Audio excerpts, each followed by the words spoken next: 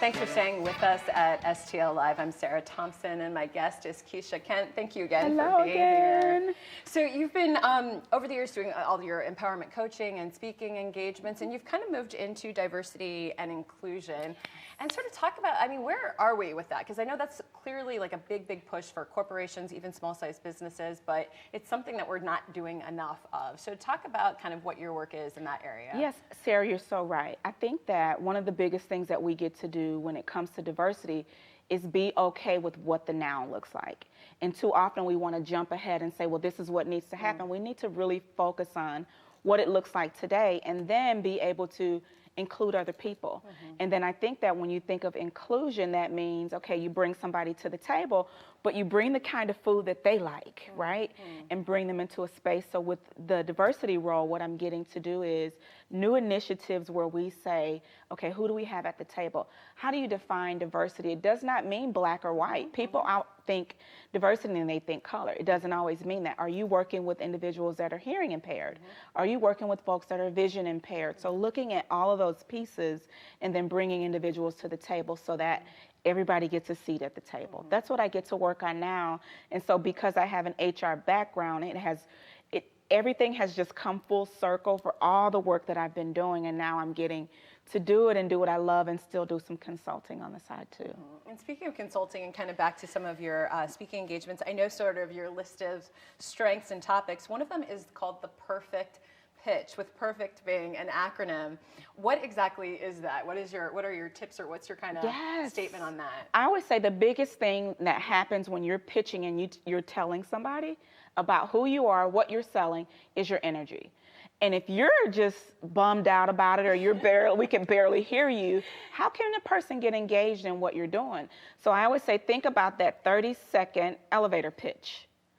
Build it, master it, practice it, and then go out all over the world and tell everybody that you come across about who you are. Because when you get the word out and you have energy behind it, people connect every single time, but people connect to your passion. So around that perfect pitch is passion. And that's a challenging thing when you're an entrepreneur. It is. Because you can sort of be focused more on sometimes the financial side of, well, is this concept going to work? Is this business going to work? And come across as being uncertain, even though you might be passionate about the project itself. That's true. But, and the biggest thing is nerves.